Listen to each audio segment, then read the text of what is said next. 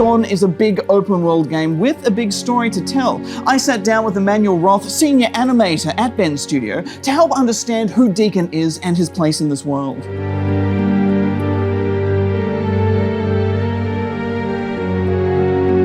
Let's talk about the story, because I was not expecting this to be an emotional journey, but right from the get-go I was pulled into this storyline for Deacon. What are you trying to create with the storyline for this game? So we want the player to have a way to relate also, right? We want the player to feel emotion about the past of Deacon. The big question is, what caused this world to be as it is? People don't know. They are in there and they don't know. We know that that pandemic happened 2 years ago. Some people are immune to it. Some people get infected, those swarmers. It's not clear how that happened. It's not something we know as we start the game. We will know more as you progress in the story. Deacon is like everybody else. You deal with it. You're not looking for an answer. That will not help you in your surviving. It's there. You're in the problem. Why is he out on his own? Why isn't he joining one of these communities himself and being a part of that?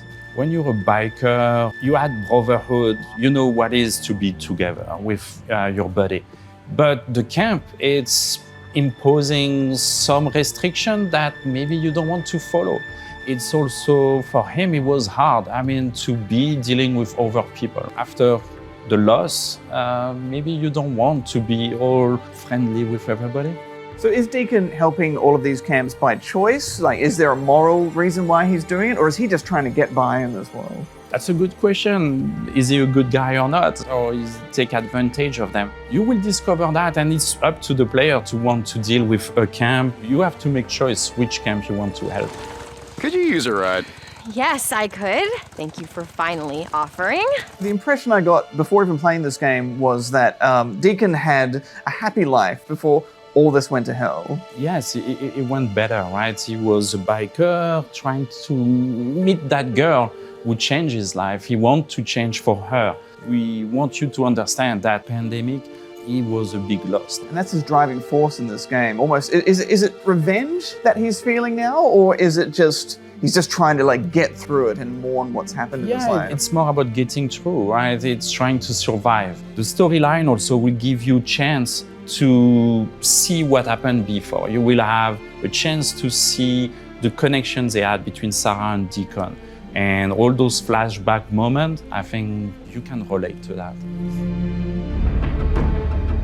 We wanted to make a very brutal world. You have to pay attention to every decision you're making. When you approach a zone or a mission, you have to analyze what is your environment, what is the time of the day, and you have to make some decision how to approach it. Do you want to go with your gun? Do you want to go stealth? You decide. It's up to you. Tell us about the challenges in doing the art for this game, because you're a senior animator. I can tell you that the environment was a big deal for us. We wanted to show this detailed world with luxurious environment, vegetation everywhere. All that, it's idyllic, but in the same time, it's very dangerous. You know, often in open world games, you feel like the predator, you know, like I'm in control of everything, you can run and gun. But in this one, I really don't feel like I'm at the apex of the food chain here. Definitely not. You feel underpowered, you feel in danger, and that's what we want you to feel.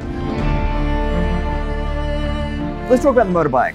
It's such a huge part of moving through this world. Why did you guys choose a motorbike? It was the best tool for Deacon to traverse the broken road. He was a biker, he's a biker outlaw, he loves his motorcycle, and we want the player to love it too. So you will level it up, you will make a gas tank bigger, and when you make that gas tank bigger, you travel further, you can make a bigger engine, you can change the color, put sticker on it, make it your own bike. We want the player to feel an attachment to that bike. Did you ever consider putting scooters in the game? You will not survive very long with a scooter, those small wheels, weird balance, not clearance on the ground. Okay, I didn't think of that. Yes. Yeah.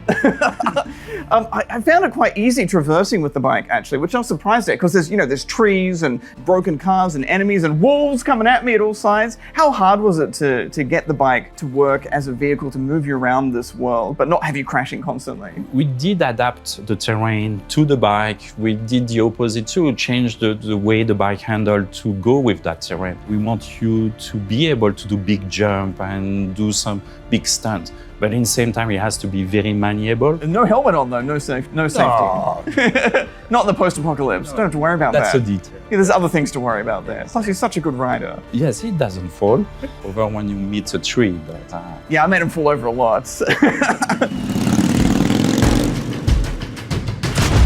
So welcome to Australia, by the way. We're kind of already in a post-apocalypse here in Australia in many ways. So we have a lot of things that can kill you. Spiders, snakes, sharks, the sun. I'm surprised you made it here in one piece from the airport. it's because I don't leave that room. To stay in They the put me hotel in room. there. Yeah, that's my best advice. Don't leave the hotel room. Yeah. So how do all the humans survive in this post-apocalyptic world? What's their place in it? They try to regroup themselves into camp. That's the best solution for them, to be in a closed space, all together, doing errands and tasks. So Deacon wanted to be separate from the camp. He doesn't want to have that camper life. He's with his buddy, and it's cooler to be with your buddy. Sounds more dangerous. Stay in the camp. The No, camp is safety. So I noticed Deacon does bounties for the camp. Tell us about how that works. He has no choice. I mean, trying sometimes to repair his bike, it's easier to find a camp who has good motorcycle parts. So he's doing job errands for the camp, and that raises his level of trust. And the trust level open on better equipment for him. And what's the long-term plan for all of these camps? Are they winning? Are they winning this war between the infected and the humans? You know that you cannot win that war against those swarmers, but it's the best they can do right now. It's about survival and see what tomorrow will bring. Let's talk about the skills that Deacon's going to learn and how that will help him survive in this world. The player can, depending on what he likes to do, if it's about stealth, is it about ranged weapon, or it's about the survival part he wants to upgrade, can choose where he put his point. And an example would be stealth, trying to be more silent. We have a skill tree for that. It's making decision at the right time to what is the best way or what is your favorite way to play. What if I tell you my skills and you can tell me if you think I would survive in this world? Let's try. I can eat a whole pizza in one sitting, Nice. but I do need a little nap after that. So that's one of my skills. And my weaknesses, I guess you'd say. I would say so, because if you do too long nap, you can have the swarmer They're coming going to in. come and get me. And I don't think we will find too many pizza. Okay, well, I'm probably not going to last very long. I can't run very fast, but I can hide really well. Can you run for a long time? No, no. So you need to boost that skill too. Okay, boost my stamina. All right, get it on the treadmill before Yes. I enter this world. Yeah. Okay, I feel like I can talk for a long period of time. Is that going to be useful in this game? Yeah, I don't think the swarmer like conversation. Really? Yes. I could have convinced them just to calm down and talk about the situation. No, it will not. You know, we never talked about it while we still wore the colors. All this time out in the freak show when shit like this didn't matter anymore. When we wrote out a farewell without Sarah, I knew that we were leaving everything behind. What did you do? Everything that mattered was gone.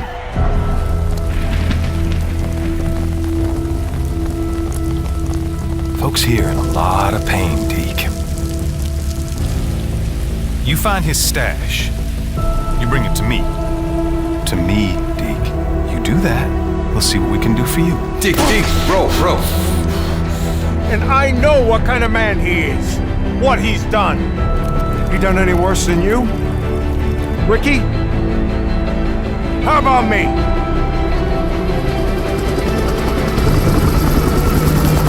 You're afraid to be here. You're afraid to be a part of something. We need you here, and that scares the hell out of you.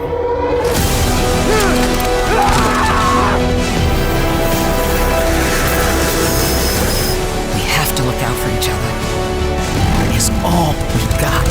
You could have saved a few lives. There was no hope, there was no time, there was no room, okay? We'd already turned on each other right when the hordes arrived.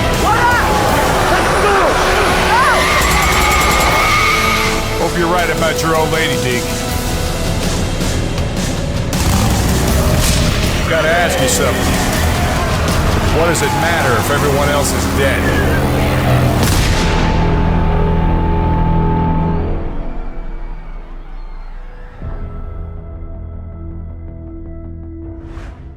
PlayStation.